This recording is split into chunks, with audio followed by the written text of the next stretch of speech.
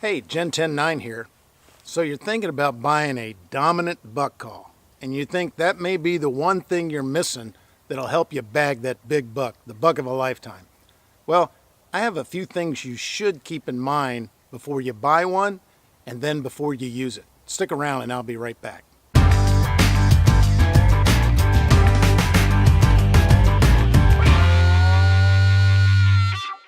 Hey, thanks for sticking around. So you're thinking you need something else in order to get that big boy in range, and you're just not sure what it is.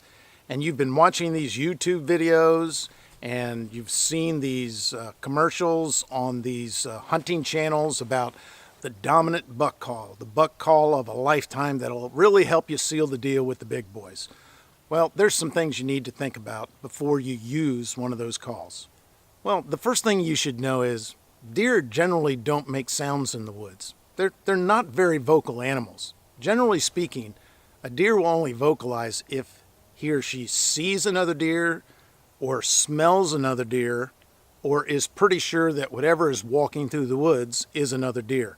It's not uncommon when you're walking out of the woods at night, leaving your stand, and the wind's in your favor and you're making a lot of noise going through the woods, to hear a deer grunt to you. You may walk 40 yards by a deer, and since the deer can't smell you, a lot of times the buck might think you're another deer and he'll grunt to you.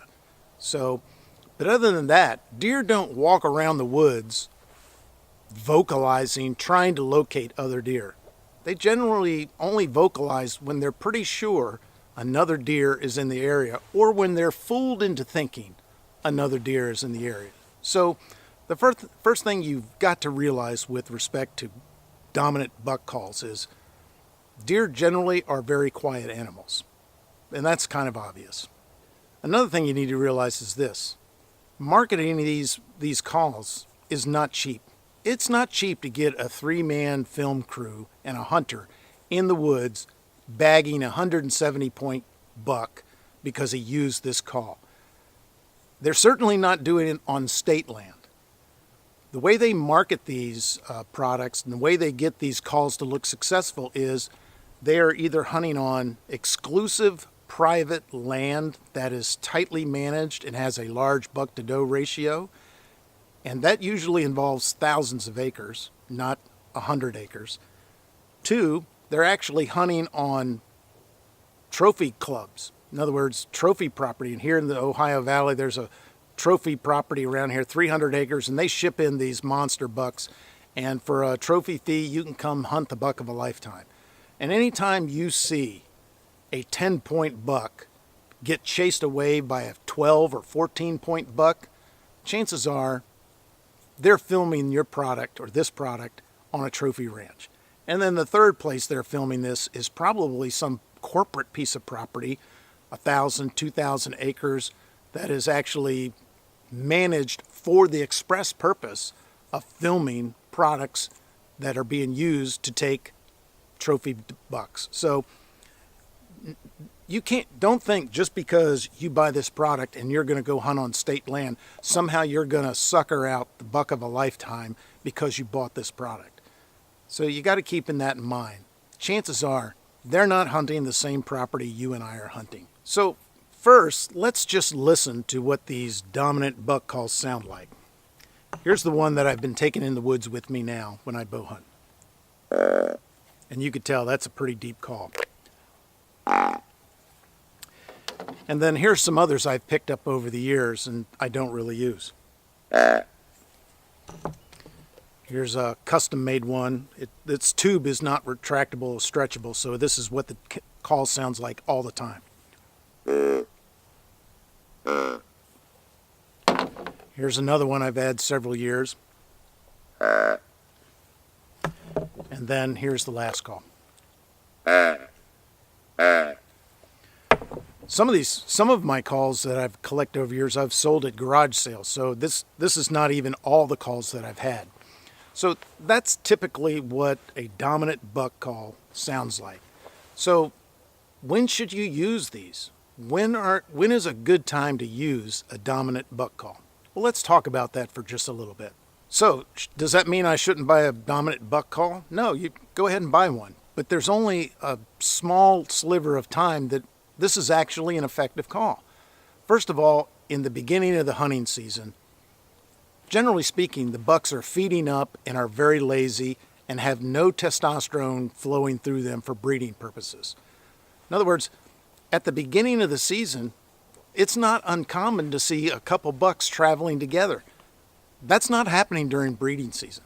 During breeding season, they're chasing each other away because they want the does all to themselves. So using a dominant buck call early in the bow season, probably not a good strategy, simply because the bucks don't care. They don't care whether you think you're dominant or not. They're just moving along, feeding, sleeping. That's all they're doing. They're not even interested in does. So if they're not interested in does, they don't really care if your call claims to be more dominant than them. And therefore, you probably shouldn't even be using a dominant buck call early in the bow season. So that's one thing to consider. So another thing to consider is this. When bucks start separating and marking out their territory, they're probably not tolerating other bucks. So if you go bow hunting and you pull out your trusty dominant buck call,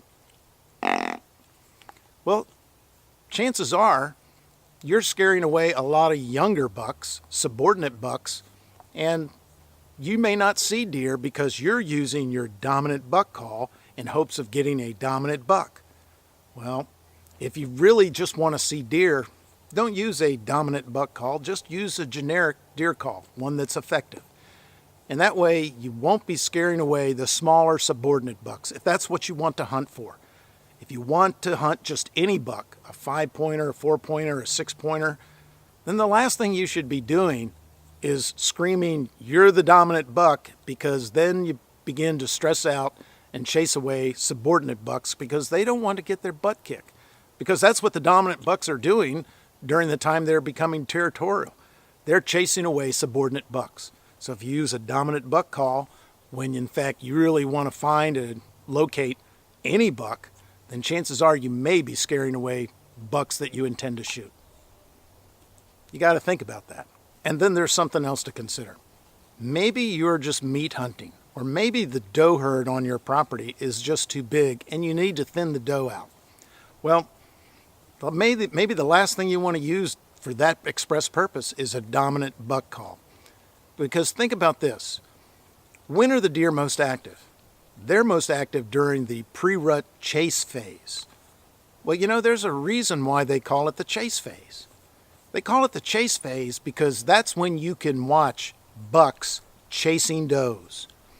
And during that period, which is a period when the doe are not quite in, but the bucks are wanting to breed. Therefore, since the bucks want to breed, they're sniffing and harassing every doe they get a chance to.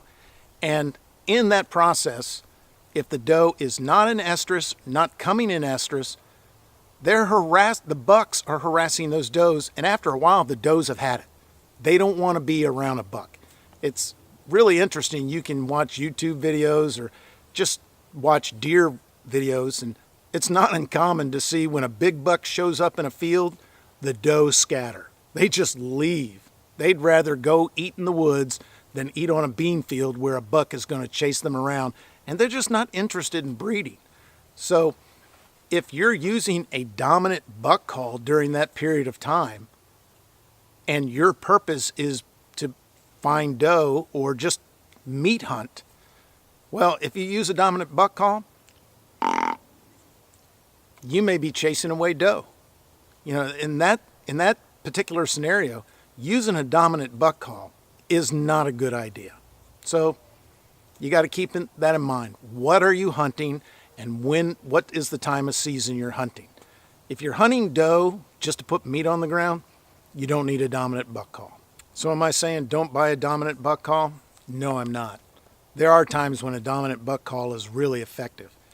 And the time these calls are really effective is when the bucks are really hot, really territorial, and they're looking for does. They're isolated by themselves, and they really want to find a doe. And you can use a dominant buck call to your advantage in combination with quality scent. So the idea is, when you're bow hunting, before you get into your stand, use quality deer scent and place it in a triangle around you. So in other words, put it out in front of you, put it behind you, quartering away, and put it behind you, quartering away, so that if a dominant buck comes in your area and you can use the wind to your advantage, and you should be using the wind to your advantage, and he gets a whiff of a deer in estrus, well, he's going to get pretty excited. Doesn't mean he's going to come loping into your area, but he's thinking love is on his mind. And then you hit him with a dominant buck call. Now he's really irritated because, one, he thinks there is a doe in heat nearby, and two, he thinks there's another big boy in his area that is getting the privilege to sire that doe. That combination is deadly. And if you can use a dominant buck call in that scenario and use it in a way so that the deer can't quite hear where you're at, you don't want the deer locating you. You want the deer looking for you. So the combination of quality deer scent, using the wind in your favor, and using a dominant buck call in a way that he can't zero in on you, that is a very effective method. And a lot of people have got big deer on the ground by using that combination. But it's a very rare situation, and you want to be cautious when you're using it. But if you have those things going for you, you have exceedingly upped your chances of bagging that deer of a lifetime. So you just got to know, when's a good time to have a dominant buck call. And there's one last situation you should consider, and that's the post rut. A lot of times in the post rut, big bucks, all bucks, their energy level is real low. The only thing they're trying to do is find that final doe, breed, and maybe eat, and they're just not interested in a lot of energy being spent. Well, if you see a big deer or any deer coming into your area and you want to try to attract them, then maybe using a dominant buck call is not a good idea, because he's probably been in so many fights, he's done with fighting. He's just interested in breeding and getting on with life. So in that kind of situation, in the post rut, when a lot of the bucks are just energy low and they only want to do is breed that one or two last deer, if you see one come into your area, you probably don't want to hit him with a dominant buck call. Probably just an average non-threatening deer call is sufficient, because he's so weary and tired. If he just hears a non-threatening deer, he might think, well, that might be my chance to breed one last doe, and he might come in. But after a while, even the big bucks get tired of fighting, and therefore it's not in your best interest to try to make a display of dominance, because in the end, it just might chase away that dominant buck. So you got to think about, where you are in the hunting season and where the deer is in the hunting season and what the buck is trying to accomplish. If he's no longer trying to accomplish and protecting his area and he's just trying to find those last couple of deer, he may be war weary and he's just not interested in fighting.